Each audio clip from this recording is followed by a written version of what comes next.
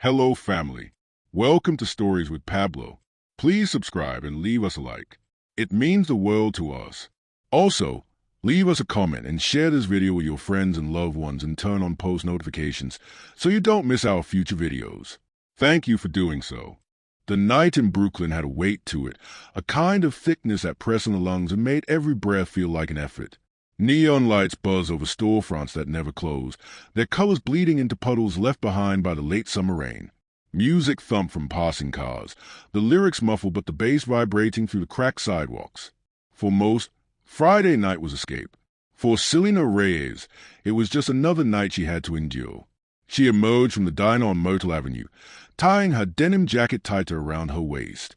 The clock above the counter had struck 11:47 when she clocked out, and every muscle in her body protested with each step. Her shoes were cheap knockoffs bought at a discount store, and the soles had long since worn thin. Her feet ached, but she refused to limp. At 26, Selena sometimes felt as though her life had been placed on fast forward while everyone else her age was still pausing to enjoy it. She had traded college classes for double shifts, traded parties for bills, traded dreams for responsibilities. Her younger brother, Matteo, still in high school, depended on her. Her mother's arthritis kept her from working. Her father had been gone since she was 8. No death, no goodbye, just a shadow who chose to vanish. It wasn't the life Selena had pictured, but she carried herself with dignity. Her long dark hair was pulled into a bun that had loosened through the shift, curls escaping like defiant whispers at her temples. Her almond brown eyes were sharp, observant, missing nothing. Even in exhaustion, there was fire in her. She turned the corner onto Bedford Avenue, her path lit by the flickering bulb of a lamppost. And that's when she saw him, Marcus Holt. The man leaned against the hood of a gleaming black Dodge Charger as though it were a throne. The car was spotless, its chrome rims reflecting the streetlight. Marcus's posture was deliberate, his legs spread casually, one hand in his pocket, the other fiddling with a lighter. He wore a crisp white button-down with the top 3 buttons undone, exposing a gold chain that gleamed against his chest. His jeans were designer, his sneakers so clean they looked untouched by the streets he prowled. Marcus wasn't just a man, he was a performance. When Selena saw him, her stomach tightened. Marcus had been circling her for years, like a hawk convinced that one day the rabbit would finally tire enough to stop running. "Selena." His voice carried, smooth and magnetic. Heads turned. He knew how to project, how to make himself the center of gravity. He straightened from the car and strode toward her with that signature swagger, shoulders relaxed, head high, steps timed to an invisible beat only he could hear. Selena's first instinct was to quicken her pace, to shrink into the anonymity of the night. But anonymity was rare on Bedford Avenue, and Marcus thrived in the spotlight. "Not tonight, Marcus," she said without stopping. "Every night's tonight when it comes to you," he replied, falling into step beside her. His cologne was thick, something expensive and sharp, masking the underlying musk of cigarettes. "I'm tired," she muttered. "Then let me wake you up." He flashed a grin, the gold tooth on his left incisor catching the streetlight. "What you working for? Huh? You spend all your life in that greasy diner, smelling like fries, when you could be living easy." Selena's jaw tightened. "Some of us don't have the luxury of living easy." "You could," Marcus insisted, lowering his voice into a conspiratorial whisper. "You just got to let me in. Let me take care of you." "I don't need you to take care of me." "That's your problem. You don't know when to let a man step up." They reached the corner where the 24-hour bodega sat, its windows glowing warm against the dark. 2 teenagers perched on milk crates outside, sipping sodas and scrolling their phones. An old man leaned against the wall with his cane, eyes sharp under a Yankees cap. Marcus loved an audience, and now he had one. He moved in front of her, blocking her path. "Why are you always fronting, Selena? You act like you don't see what's right in front of you. You know how many women out here wish I'd give them the time of day." "Then give them your time," Selena snapped. "Leave me alone." Instead of taking the rejection, Marcus reached into his wallet. With exaggerated flair, he pulled out a crisp 5 and a crumpled 20. He slapped them together, then tossed them toward her feet. The bills fluttered to the ground, landing across the toes of her scuffed sneakers. "Hey!" Marcus said, his voice loud enough to carry to the teenagers. Go buy yourself something real. Get dinner that doesn't come with grease stains on the bag. The boys laughed, one calling out, Yo, he paying you, girl. The old man shook his head, muttering something Selena couldn't catch. Her face burned hot with humiliation, not just at the act, but at the casual cruelty of it. Marcus had stripped her of dignity in front of witnesses and relished every second. Selena bent down, not to pick up the bills, but to lift her head and lock eyes with him. You think this makes you powerful? She asked quietly, her voice trembling not with fear but with fury. Marcus smirked, leaning close enough that she could smell the smoke lingering on his breath. Nah, it makes me unforgettable. Selena straightened and stepped around the bills. She refused to stoop to pick them up, not with those boys watching, not with Marcus waiting to see her crack. But as she walked away, her heart pounded and her ears burned with the sound of their laughter trailing behind her. The bills had haunted her. Even after she had left Marcus's laughter behind, even after she had walked the 7 blocks home to her cramped apartment, even after she had scrubbed the smell of fried onions from her skin in the lukewarm shower, the image of that 20 and that 5 refused to fade. They sat on her dresser now, flattened against the chipped wood as though daring her to acknowledge them. Selena had picked them up after all, an hour after Marcus humiliated her, when the block had emptied and no one was there to witness. Her pride had told her to leave them. Her rent had told her otherwise. $25 is $25, she muttered under her breath as she stared at the bills. Her room was small, barely big enough for a bed, a dresser, and a desk stacked with unopened mail. The wallpaper peeled in the corners. A fan rattled in the window, stirring the humid air. On the walls, faded photographs of family tried to disguise the poverty pressing in on all sides. Her mother smiling on a beach in Puerto Rico before the arthritis. Her father holding baby Mateo before he disappeared. Selena herself in a kindergarten graduation gown with missing front teeth. From the living room, she could hear the familiar sound of a mother's cough, dry, persistent. It was followed by Mateo's voice, deepening now at 15, though it still carried the edge of boyhood. Ma, you need to see a doctor. And who's going to pay for that? Am I Hijo? Came their mother's weary reply. Selena shut her eyes. The bills on the dresser might as well have been burning. She could use them for groceries, for bus fare, for Mateo's school supplies. 25 wasn't much, but it was something. And yet, touching that money felt like swallowing Marcus's laughter hole, letting it settle in her stomach like poison. She pressed the heels of her hands against her eyes. She had endured so much worse than him, hadn't she? What was pride worth when the rent notice was already 3 weeks late? The next morning, Selena rose early, the bills still waiting. She stuffed them into her jacket pocket with a muttered curse and left before her mother could ask why she looked so unsettled. The bodega on Bedford smelled of coffee grounds, cleaning detergent, and overripe bananas. Its aisles were narrow, crowded with canned goods and candy bars. The owner, Mr. Patel, nodded at her when she walked in, his thick glasses slipping down his nose. Morning, Selena. Usual cafecito. She hesitated. Normally she bought only the essentials here, a coffee to keep her awake, sometimes milk, sometimes bread. But today the bills in her pocket burned hotter than usual. Not today, she said. She wandered down the aisle, her fingers brushing against familiar packages. Cereal too expensive, milk cheaper at the supermarket, bread that would stale in 2 days. Her chest tightened. $25 wouldn't stretch far enough. When she reached the counter, her eyes caught on the display beside the register. Lottery tickets. Bright, glossy slips of false hope. Selena almost laughed at the absurdity. Lottery tickets were for people who could afford to waste money, not for someone counting quarters for bus fare. Her mother always said gambling was throwing coins into a wishing well that only swallows dreams. Still, she lingered. You want one? Mr. Patel asked, following her gaze. She shook her head quickly. No, waste of money. Sometimes a little waste is good, he said with a shrug.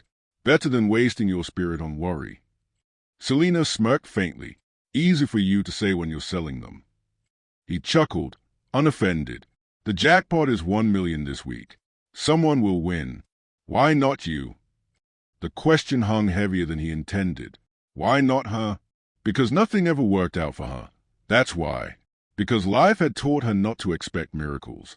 Because men like Marcus laugh while women like her scrape by. And yet, her hand slipped into her pocket. Her fingers brushed the edges of the 20 and 5, the same money that had burned her pride. Maybe this was how she took it back. Maybe this was how she erased his smirk. "I'll take one," she said suddenly. Mr. Patel raised his brows. "You sure?" "Yes." Her voice was firmer than she felt.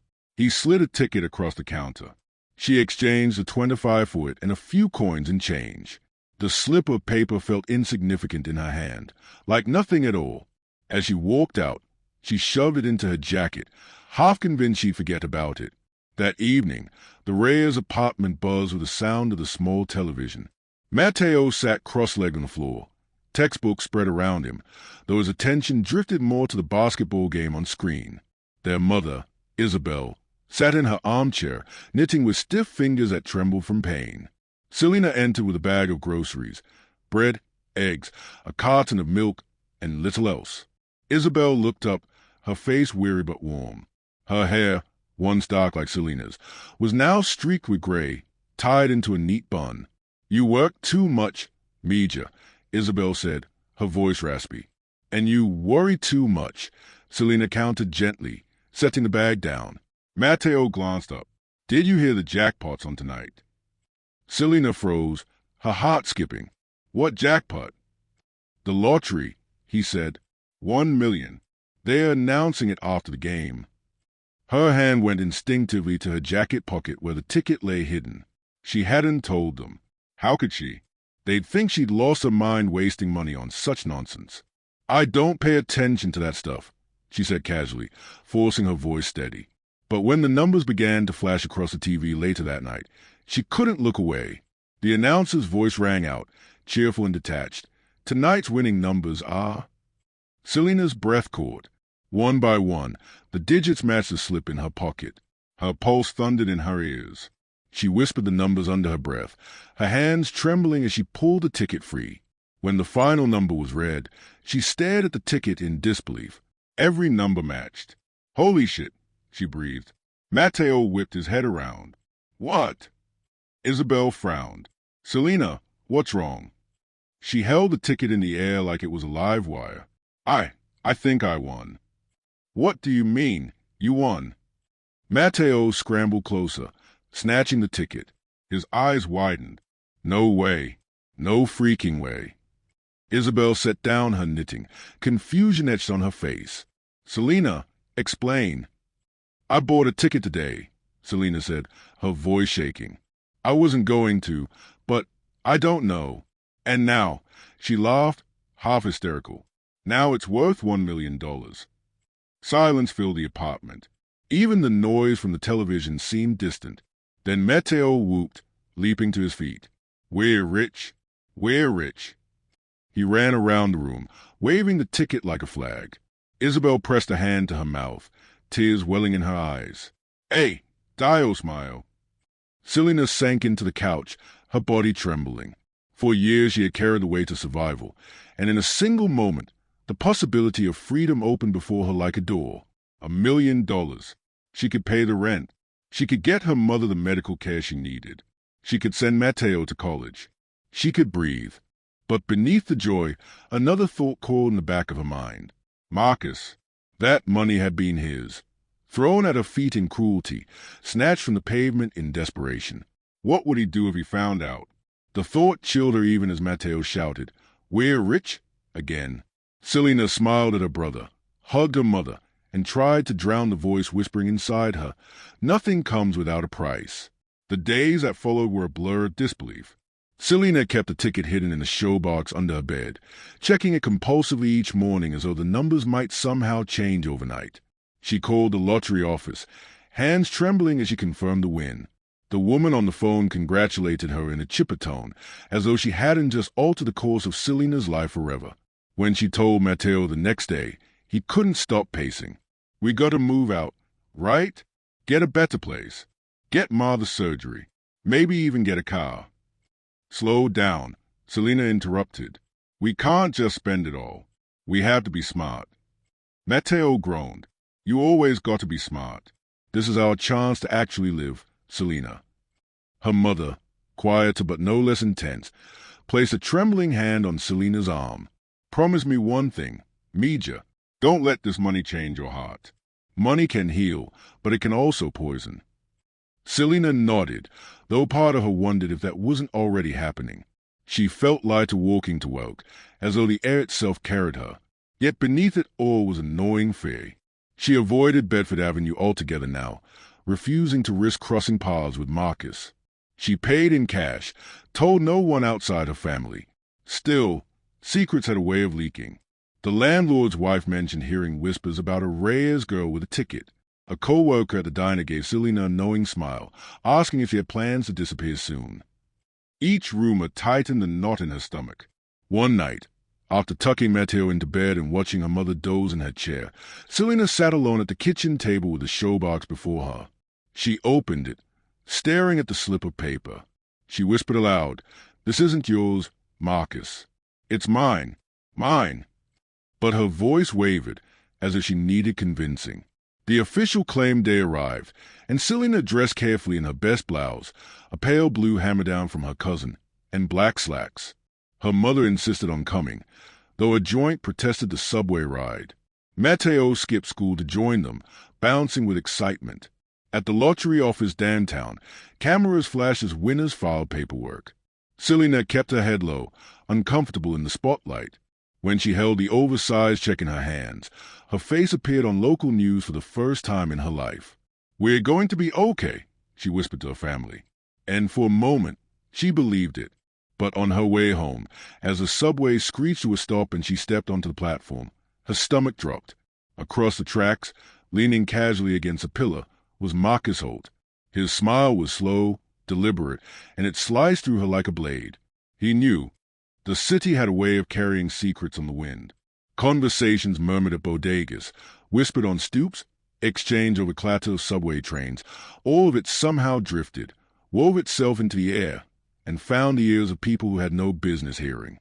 Selena had prayed her lottery win would remain contained within the walls of her apartment, a fragile treasure guarded by her family. But prayers were brittle things, too easily cracked. The moment she saw Marcus across the subway platform, smiling like a wolf scenting blood, she knew her secret was gone. He didn't approach that night. He only tipped his head in acknowledgement, as though they shared a private joke, and let the train carry him away. But the image of his smirk clung to her long after she returned home. The next evening, she found him waiting outside the diner.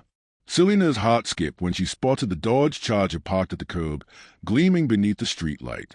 Marcus leaned against it, phone in hand, scrolling casually as though the world were his living room. When he looked up, his smile widened. "Congratulations, millionaire." Selena froze, fingers tightening on the strap of her purse. "Get out of my way."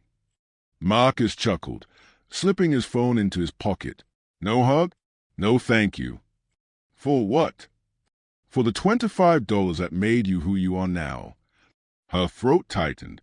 That wasn't a gift. That was an insult. Insult, investment, depends on the outcome. He spread his arms wide. "And look at the outcome, Selena. You hit the jackpot. Off my money."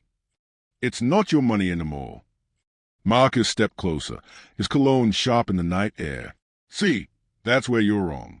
I gave you that money. You used it. And now you're sitting on $1 million. Fair's fair. I get my cut." Selena's voice was steel. "You're not getting a cent." He tilted his head, amused rather than angry. "You think people are going to see it that way? I put the cash in your hands. Without me, there's no ticket.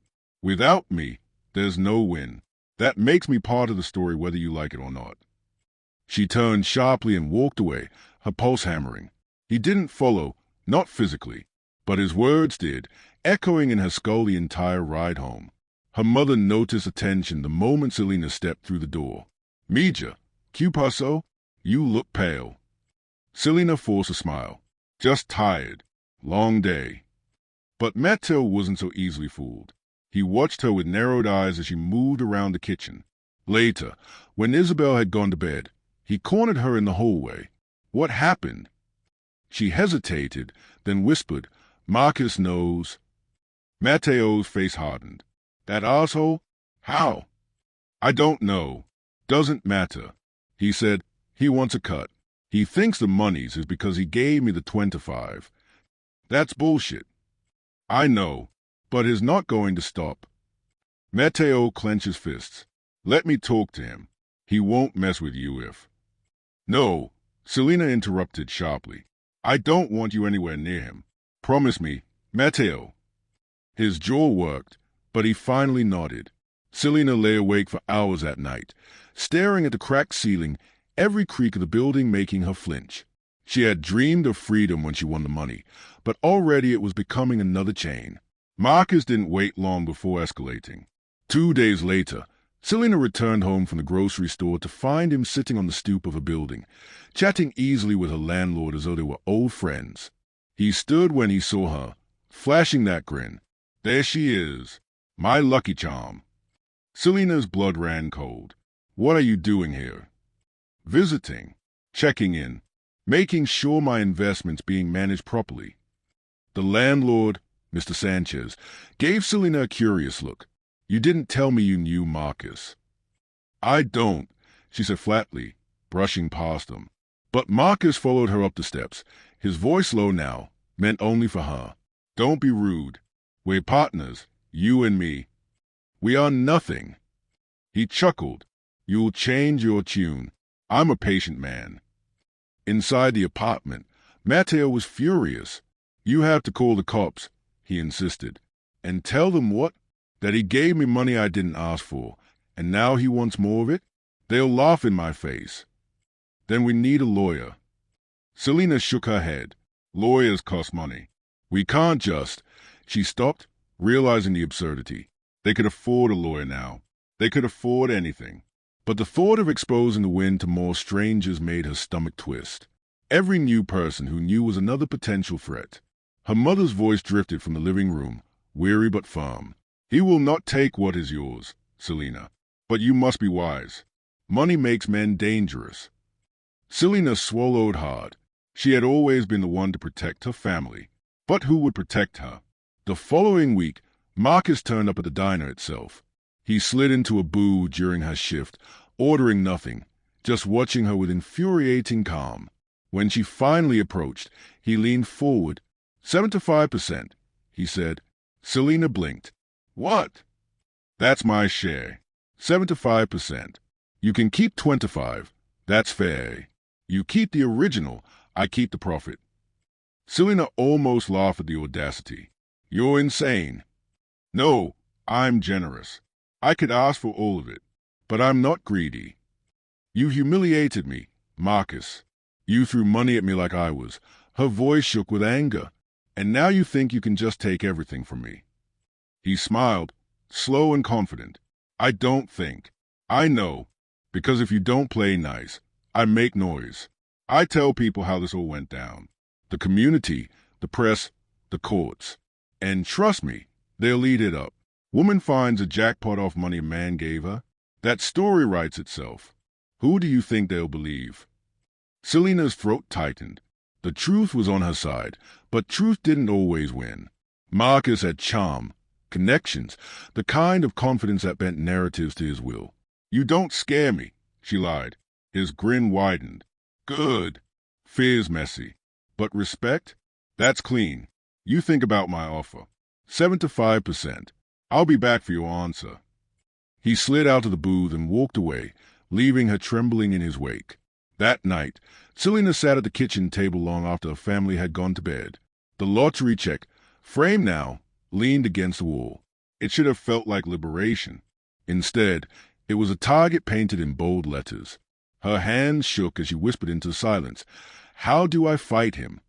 But the walls offered no answer, only the faint sound of the city outside, car horns, distant laughter, and somewhere, she imagined, Marcus's chuckle drifting on the wind. The city loved stories like hers. It didn't matter that Selena Reyes was quiet, private, the kind of woman who had blended into subway crowds her entire life. Winning the lottery turned her invisible cloak into neon lights. Suddenly everyone wanted a piece of her. Neighbors, reporters, opportunists, strangers who had never so much as glanced away before. And Marcus was the one feeding the fire. It began as whispers in the neighborhood. Did you hear? Marcus Holt says $1 million was his to begin with. He gave her the money. She owes him. By the end of the week, those whispers had grown into arguments on stoops, in barbershops, in bodegas. People debated it like it was a court case they had the right to rule on. She should get him something, Mrs. Alvarez, who ran the laundromat, declared loudly one afternoon while Selena was folding her mother's sweaters. If he gave her the money, then he'd help her win. Fair is fair. Selena's cheeks burned, but she kept her head down. Another woman shook her head. Please. He threw it at her like trash. That's not an investment. That's disrespect. She doesn't owe him a damn thing. Mrs. Alvarez sniffed. Easy to say when it's not your million. Selena gathered the laundry quickly, her hands trembling as she stuffed it into the bag. The judgment of her neighbors weighed heavier than she had imagined. The press came next. 2 men with cameras waited outside the diner one evening as she finished her shift, calling her name. Selena, is it true you found the winning ticket with Marcus Holt's money? Do you have any plans to settle with him? She shoved past them, heart hammering, muttering, no comment. But their questions followed her all the way to the subway, their voices amplified by microphones and flashing bulbs. When she got home, Mateo was scrolling furiously through his phone.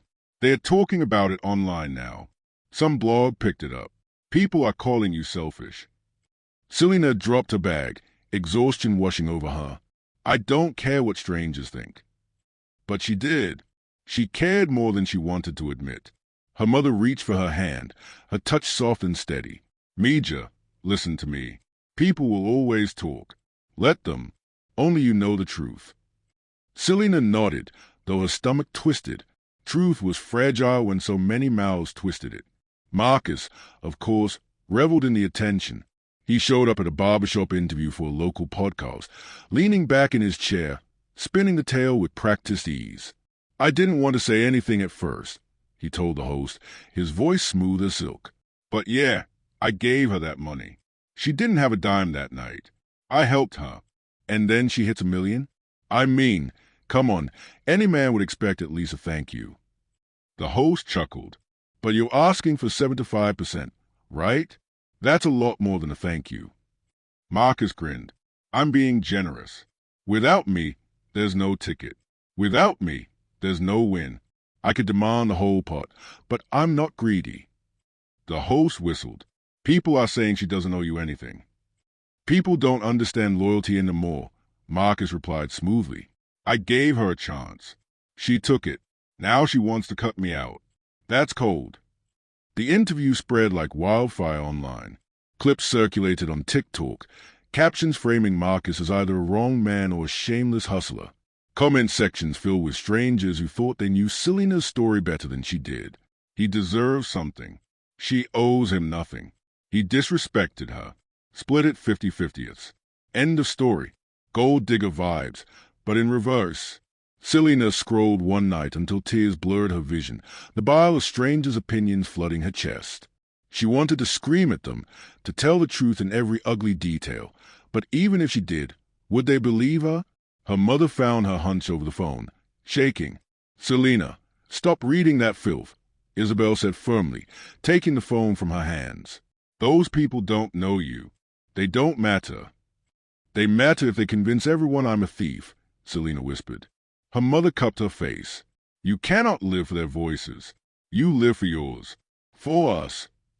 But Selena could feel her voice slipping away, drowned out by Marcus's confident lies. The turning point came when a local news station invited them both to a televised segment. Selena refused at first. I won't sit across from him and let him twist the story more than he already has. But the producer's email hinted that if she didn't appear, Marcus would have a platform alone. Mateo slammed his fist on the table. You can't let him do that. You have to fight back. Her mother's eyes were wary. Be careful, Mija. Once you enter that arena, you cannot step back. Selena lay awake for 2 nights before finally agreeing. The studio lights were blinding. Selena sat stiff in her chair, palms damp, heart racing. Across from her, Marcus lounged as though he owned the place, his smile easy, his charm dialed to full. The anchor began with pleasantries, then cut straight to the heart. Selena, Marcus claims he gave you the money for the ticket. What's your response? Selena swallowed. He didn't give it to me. He threw it at me. He mocked me. It wasn't kindness. It wasn't an investment. It was humiliation. And I don't owe him anything. Marcus chuckled softly, shaking his head. That's aversion. The truth is, I gave her money when she needed it. That's called generosity where I come from. And now she's trying to erase me from the picture. The anchor glanced between them. Do you feel you're entitled to 75% of her winnings? Marcus leaned forward, voice low, confident. I know I am. Selena's pulse thundered. You're entitled to nothing. That ticket was mine.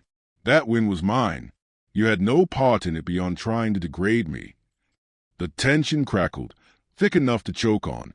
When the segment aired, the internet exploded. Clips circulated of Selena's sharp words, Marcus's smug confidence, the anchor's raised brows. And the debate raged hotter than ever. Back in the apartment, Isabel switched off the television and sighed heavily. He is dangerous. Major. He will not stop until he takes what he wants. Matteo paced the room. Then we fight harder. Lawyer up. Shut him down. Selena sat silently, staring at her own reflection in the dark screen. She had thought the money would free her. Instead, it had chained her to Marcus more tightly than she ever wanted. Her mother's voice was soft but certain. Money reveals people's true faces. You see his now. What will yours be, Selena? She didn't answer. She wasn't sure anymore. Outside, the city pulsed, alive with chatter and judgment. And somewhere in the distance, Marcus's laughter echoed, growing louder each day. The envelope arrived on a Thursday morning, thin but heavy in its weight. Selena had just finished brewing coffee when Matteo burst through the door, waving a manila envelope with fury that vibrated off him. You've been served, he spat, slamming it on the kitchen table. Her stomach dropped. With trembling hands, she tore the seal and pulled out the papers. The bold heading at the top felt like a slap, notice of civil action. Marcus Holt versus Selena Reyes. Her breath hitched. He had done it. He had dragged her nightmare into court. The suit claimed Marcus was the rightful beneficiary of 75% of the winnings on the grounds of initial capital contribution and implied partnership. The legal jargon blurred before her eyes, but the meaning was clear enough. Marcus was suing her for $750,000. Matteo paced like a caged tiger. He can't do this. He gave you the money. He didn't even give it. He threw it at you. How is that a partnership? Selena pressed a hand to her temple. Because he knows perception matters. To him, the story is stronger than the truth. Her mother's voice was soft but sharp from the armchair. Major, you need a lawyer. Selena nodded, though her stomach twisted. She hated the thought of inviting yet another stranger into her fragile secret. But the papers in her hand made it unavoidable. The lawyer she found was Andrea Klein, a woman in her 40s with sharp eyes and a sharper tongue. Her office downtown was sleek, the kind of place where time was money and every second ticked loudly. Selena sat stiffly as Andrea skimmed the papers. Well, Andrea said finally, setting them down. This is flimsy, very flimsy, but not impossible for him to win. Selena's chest tightened. How? Because the law isn't just about facts. It's about stories. He's spinning a narrative. He gave you the money. You use it. You profited.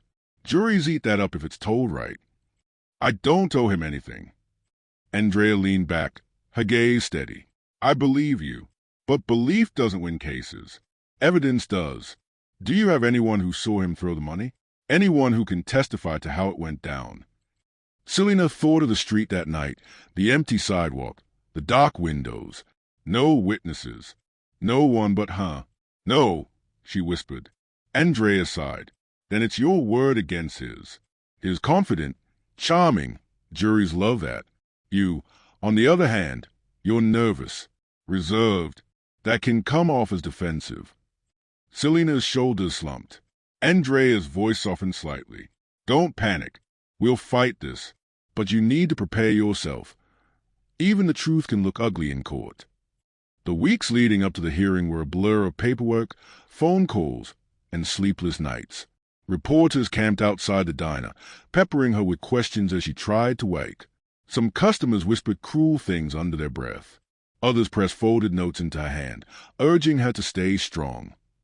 Matteo grew more volatile, snapping at anyone who mentioned Marcus's name. He scrawled angry notes in his school notebooks, sketches of Marcus with devil horns.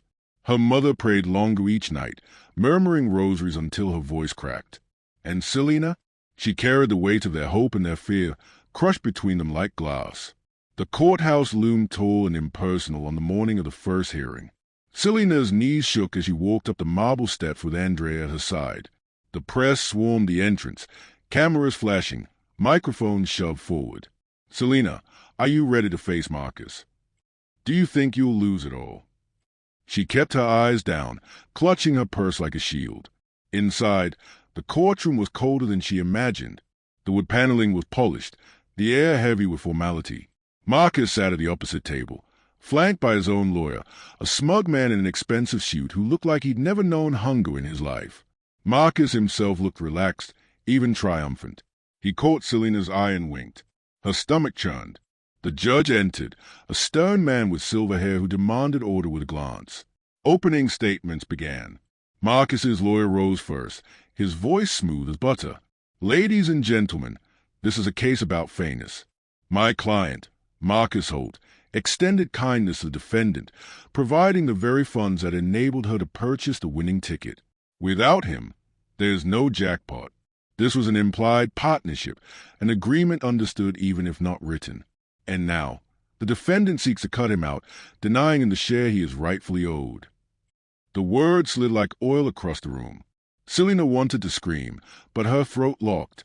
Andrea stood next. Her tone was sharp, precise. "This case is not about fairness. It is about audacity. My client was demeaned, insulted, and humiliated by Mr. Holt, who threw $25 at her in an act of cruelty, not generosity. She made a personal choice to buy a lottery ticket. That choice and that ticket belongs solely to her. Mr. Holt's claim is not partnership, it is opportunism." Selena felt a flicker of pride at Andrea's fire, but it quickly drowned under Marcus's smug expression. The testimony was worse. Marcus took the stand first, telling his story with practiced ease. "I saw her struggling that night. She was broke, desperate. I gave her $25. I didn't expect anything, but when she won, I thought maybe we'd share in the blessing. That's just human decency, right?" He leaned toward the jury, his smile disarming. "I don't want to take everything from her. I just want what's fair. 75%. Some jurors nodded, sympathetic. Selena's nails dug into her palms. He was lying so easily, so smoothly. When Andrea cross-examined, she pounced. "You didn't give her the money, did you, Mr. Holt? You threw it at her." Marcus laughed. "That's her word. I handed it to her. She was too proud to take it, so I let it drop. Same difference. You insulted her." "I teased her, like we always did. That's how we are." Andrea's eyes narrowed. "And now you want $750,000. Marcus spread his hands. "I just want what's fair." The jury chuckled at his charm. Selena's stomach sank. When it was her turn to testify, Selena's voice shook. "He didn't help me. He mocked me. He threw the money like I was nothing. I picked it up because I needed it. That choice was mine. The ticket was mine. He wasn't part of it. Not then, not ever." She looked at the jurors, begging them to see the truth in her eyes. Some met her gaze with sympathy. Others looked skeptical. Andrea guided her through, but under Marcus's lawyer's cross-examination, every word twisted. "So you admit you used his money?" "Yes, but—" No further questions. The gavel echoed. The hearing ended with no resolution, only a set date for the full trial. But Selena walked out shaking, her hope thinner than before. On the courthouse steps, reporters swarmed. Cameras flashed. Marcus played to them effortlessly, smiling, shaking hands, saying, "I just want justice." Selena kept her head down, Andrea shielding her as they pushed through the crowd. But she heard the whispers. "Maybe he's right. She's selfish. She's lying." Each word was a stone, building a wall around her chest. That night, she sat on the edge of her bed, staring at the show box where the ticket still lay hidden. Her mother sat beside her, resting a trembling hand on her shoulder. Do not let him steal your spirit, Mija. He can take money. He can take reputation. But he cannot take who you are unless you let him. Selena nodded, tears burning her eyes. But she wondered, when the law itself bent toward men like Marcus, what did who she was even matter? The battle had only begun, and already she felt herself breaking. The lawsuit was only the beginning. Selena had thought Marcus would be content to battle her in court, to let lawyers and judges decide the fate of her million. But Marcus Holt was not the kind of man to sit back and wait. He thrived in chaos, and the more attention it drew, the more power he held. Every day, new cracks splintered across her life. It started at the diner. She had worked there for nearly 6 years, through double shifts, through blisters on her feet and burns on her arms, through customers who never tipped and bosses who cut hours without warning. It had been her constant, not glamorous, not easy, but steady, until Marcus poisoned it. One afternoon, Selena walked in to find 2 co-workers huddled near the register, whispering loudly enough that she could catch every word. She's got $1 million now, and she still works here? Please. That's pathetic. She's gonna lose half of it anyway. Everybody knows Marcus has a claim. Selena's cheeks burned as she passed them, forcing herself not to respond. But the whispers followed her down the line. Customers, too, began to treat her differently. Some asked bluntly why she didn't just settle with Marcus.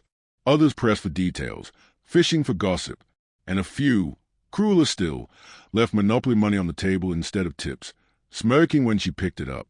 By the end of the week, the manager called her into the office. "Look, Selena," he said awkwardly, avoiding her eyes. "It's getting distracting having you here. The press, the drama, customers talk. I think maybe it's time you took some time off." She stared at him, numb. "Are you firing me?" "Not firing, just letting things cool down." Her voice cracked. "I need this job." "You don't, though. You've got money now. You'll be fine." And that was it. 6 years gone, erased by Marcus's shadow. At home, the tension only grew. Matteo became restless, angrier by the day. He skipped classes, his grades slipping. Selena caught him sneaking out at night, hoodie pulled over his head. "Where were you?" she demanded one evening, blocking the doorway to his room. "With friends." "What friends?" "Doesn't matter." "It matters when you're coming home at 2 a.m. Matteo shoved past her, his voice sharp. "I'm not the one ruining our lives, Selena. That's on you." Her chest tightened. What is that supposed to mean? You should have just given him something. 100 grand, 200, whatever. He would have gone away. But no, you had to fight. Now everyone hates you, and we're stuck in the middle of this mess. The word sliced deep. Their mother, Isabel, tried to soothe, her voice hoarse. "Matteo, don't speak to your sister like that. She's protecting us." But Matteo stormed into his room, slamming the door so hard the frame rattled. Selena stood frozen, her throat burning.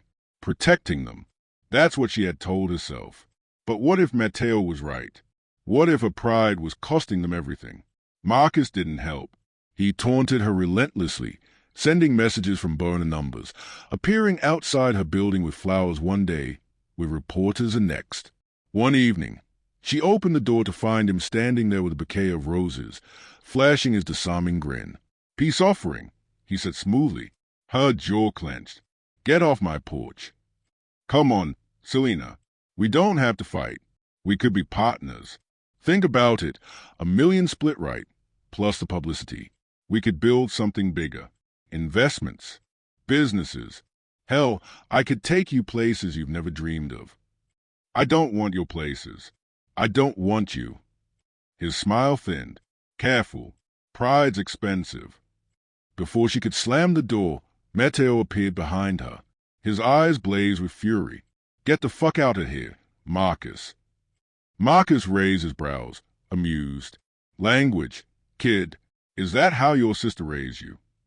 Matteo lunged, but Selena grabbed his arm, holding him back.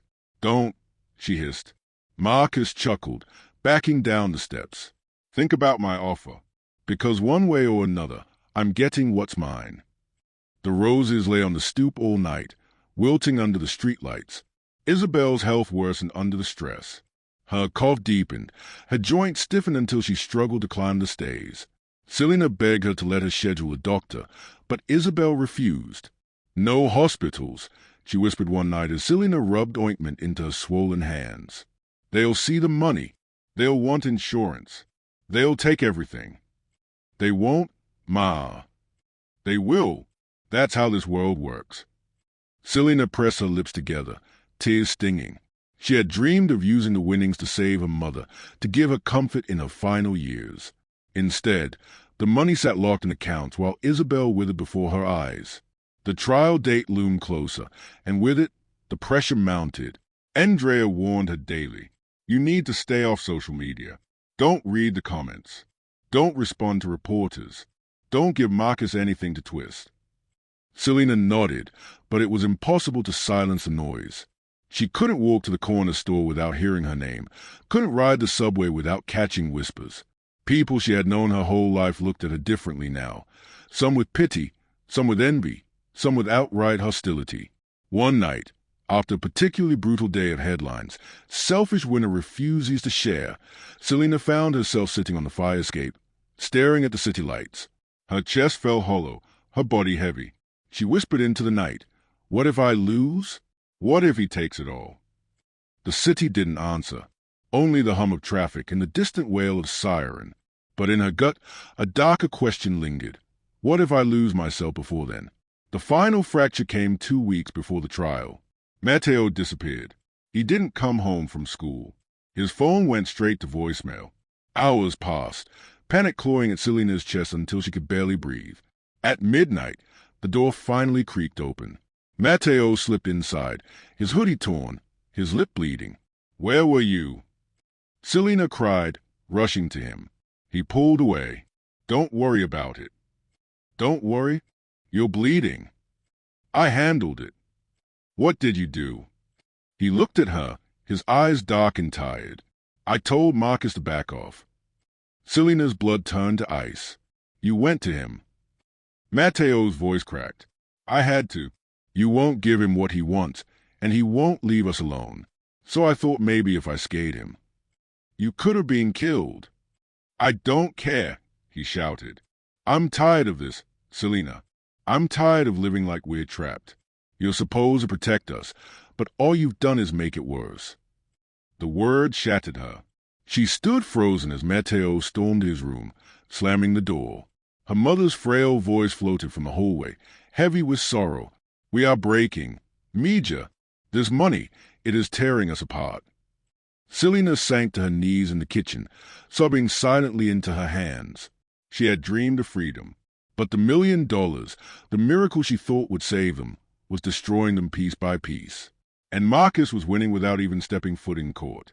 The courthouse smelled faintly of Polish and old wood, as if it had been scrubbed for centuries but never truly cleansed.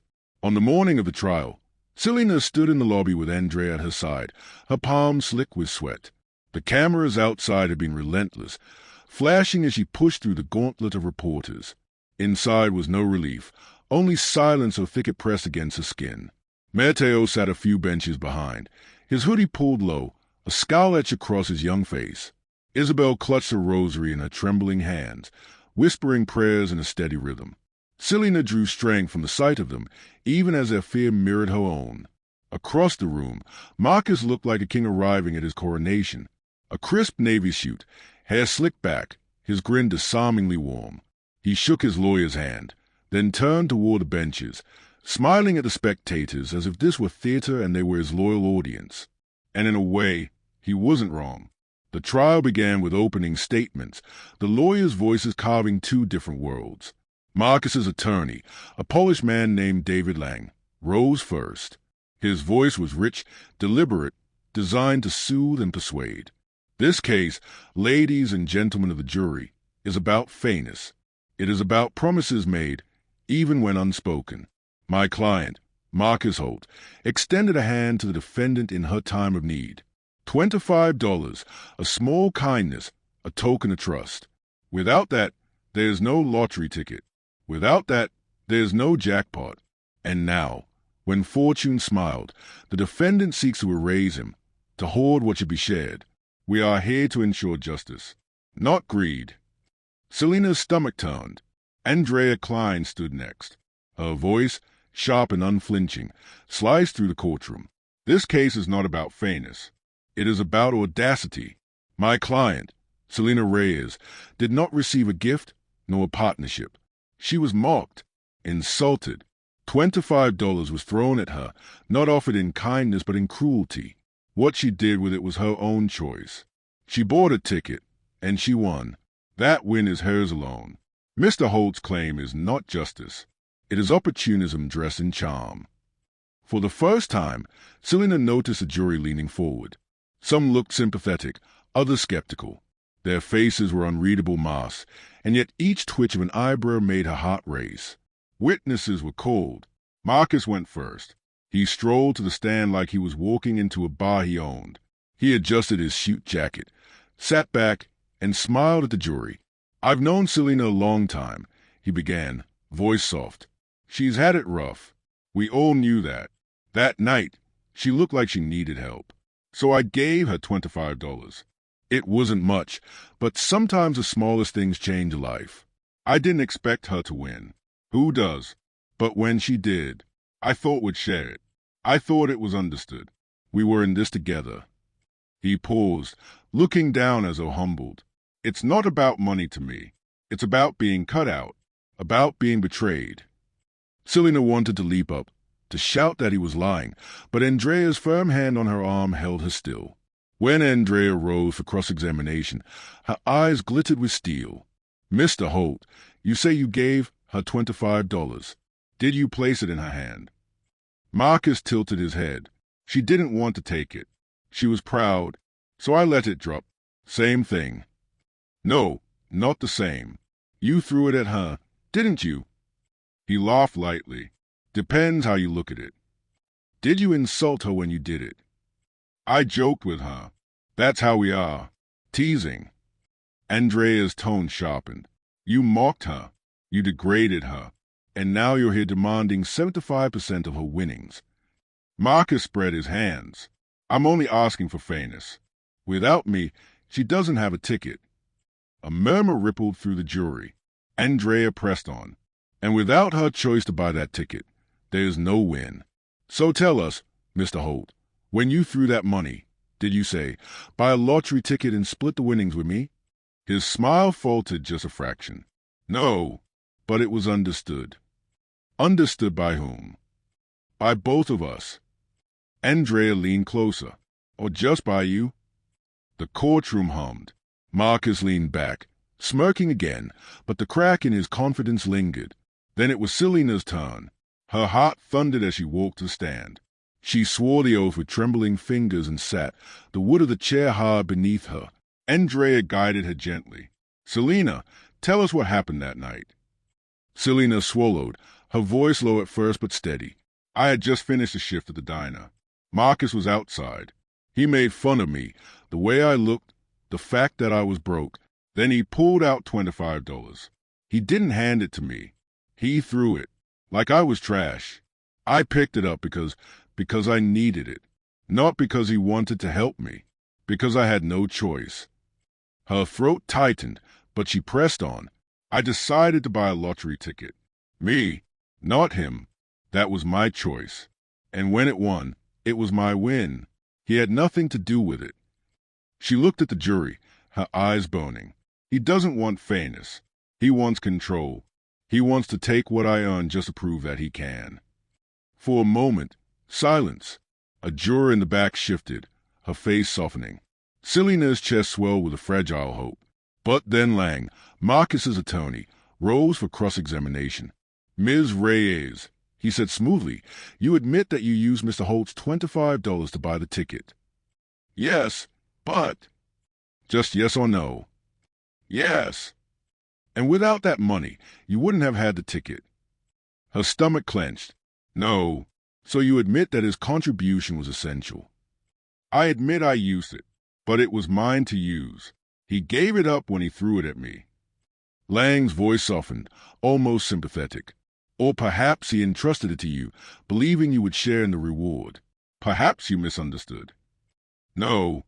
Isn't it true that without him, you'd still be broke?"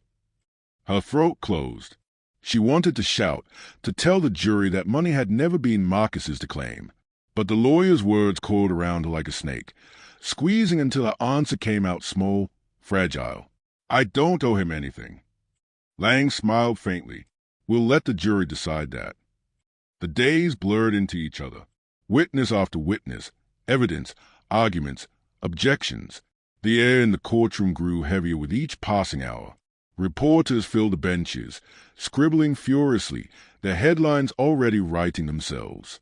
Selena's family bore the weight quietly. Matteo glared daggers at Marcus whenever their eyes met, his fists clenched white. Isabel prayed, whispering Spanish hymns under her breath until her lips cracked. And Marcus? He thrived. Every question, every gaze from the jury, he met with confidence. He told stories, painted himself as generous, kind, betrayed. He was a hero of his own play, and the jury his captivated audience. Selena felt herself shrinking under the lights, her voice smaller each day. She wondered if truth was ever enough in a room where performance carried more weight than honesty. The closing arguments came like the last swing of pendulum. Lang stood tall, his voice steady. "This case is simple. Without Marcus Holt, there's no Jackpot. He gave her the seed. She reaped the harvest. All he asks is his fair share.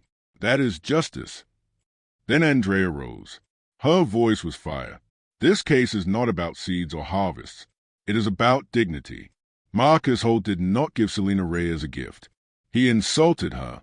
He humiliated her. He threw money at her like she was less than human. That money ceased to be his the moment it left his hand. Selena's choice to buy that ticket was her own. Her win was her own. And his claim now is not justice. It is greed. If you reward this behavior, you tell every bully, every opportunist, that cruelty can be spun into generosity. Don't let that happen. Give her back what is already hers." The jury sat still, their faces unreadable. The judge dismissed them to deliberate. Selena sat at the defense table, her hands trembling. Minutes stretched into hours, each tick of the clock hammering against her chest. Matteo whispered curses under his breath. Isabel prayed harder, her rosary beads clicking like bones. Across the room, Marcus lounged in his chair, utterly at ease, as though he already knew the verdict. Selena stared at him, her breath shallow. She had fought as hard as she could. But what if the fight wasn't enough? What if, in the end, the truth didn't matter at all? The jury room door was a slab of oak, unyielding, and for Selena, it might as well have been a wall between life and death. She sat at the defense table, Andrea beside her, staring at the empty jury box. Time twisted strangely. Minutes stretched into eternities, punctuated only by the occasional shuffle of feet or the muted cough of someone in the gallery. Isabel sat clutching a rosary so tightly the beads left marks on her palms. Matteo drummed his fingers against the bench behind her, muttering to himself, eyes flashing with restless anger. Across the aisle, Marcus leaned back in his chair, legs crossed, fingers drumming casually on the armrest. He looked like a man waiting for dessert at a fine restaurant, not someone on the edge of a court battle that would define his future. Selena hated him more in that moment than she thought she could hate anyone. Not because he was trying to steal her winnings, but because he had stolen her peace, her family's joy, her sense of worth. He had turned a miracle into a nightmare, and still he smiled as though the world were his. The jury returned after 3 hours. When the door opened, Selena's breath hitched. 12 men and women filed back into the box, faces carefully neutral. Their eyes avoided hers. The judge's voice echoed through the chamber. Has the jury reached a verdict? The foreman, a gray-haired man with tired eyes, stood. "We have, Your Honor." Selena's stomach twisted so violently she thought she might be sick. The bailiff handed the paper to the judge, who read it silently, his expression unreadable. Then he passed it back. The foreman unfolded the sheet, cleared his throat. In the matter of Holt v. Reyes. The air seemed to vanish from the room. "We find in favor of the defendant, Selena Reyes." The word struck like a bell, reverberating through her entire body. She gasped, her hands flying to her face. Beside her, Andrea squeezed her shoulder, murmuring, "You did it." Behind her, Isabel sobbed with relief, clutching her rosary to her chest. Matteo jumped to his feet, pumping his fist. "Yes, that's what I'm talking about." But Selena couldn't move. She sat frozen, tears spilling down her cheeks, her chest heaving as the verdict settled into her bones. She had won. Against all odds, she had won. Marcus stood slowly, his smile gone, his eyes burning. For the first time, he looked stripped bare, not the charming rogue, not the easy liar, but a man exposed. "This isn't over," he hissed across the aisle. Andrea rose sharply. "Yes, it is." The judge banged the gavel. "Order." But Marcus was already storming out, his lawyer trailing behind him, whispering frantically. Reporters rushed after him, cameras flashing. Selena stayed seated, trembling, unable to trust her legs. The courtroom buzzed with whispers, but none of it pierced the fog in her mind. Only one truth remained. She had kept what was hers. Outside the courthouse, the press swarmed like hornets. Andrea shielded her, but microphones jabbed forward, questions hurled like stones. "Selena, how does it feel to win? Do you think Marcus will appeal? Do you feel guilty for keeping the money?" She didn't answer. She couldn't. She clutched her mother's hand in Matteo's sleeve, pushing through until they reached the car waiting at the curb. Only when the door shut and the glass muffled the noise did she finally exhale. Isabel touched her cheek, her voice trembling. "You are free now, Mija." Selena wanted to believe her. Freedom, however, was not so simple. In the weeks after the trial, Marcus's presence lingered like a shadow. He launched bitter interviews, painting himself as a victim of an unjust system. "She stole from me," he told cameras, his voice dripping with wounded pride. "The law failed me, but I'll be back." Headlines flared, then faded. Public opinion shifted like sand. Some cheered Selena's victory, others still saw her as greedy. The noise never fully died. But the difference was this: Marcus no longer had the law on his side. The verdict had closed that door. And slowly, life began to heal.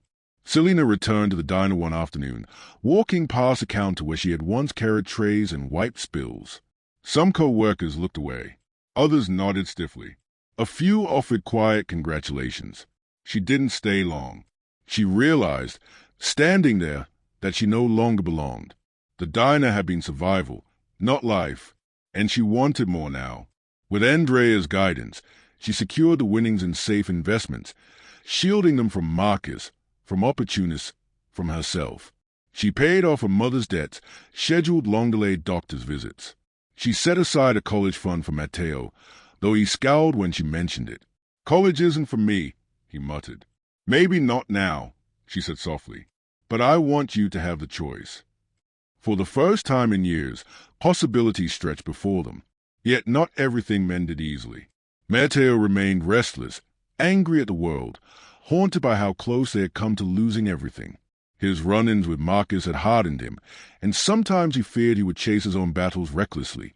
Isabel's health improved with treatment, but her spirit remained fragile. She often sat by the window, staring at the street as though Marcus might reappear any moment. And Selena herself carried scars no money could erase. Night still brought dreams of courtrooms, of Marcus's grin, of $25 fluttering to the ground. She woke gasping, her chest tight, the weight of fear lingering. Victory had not restored her innocence.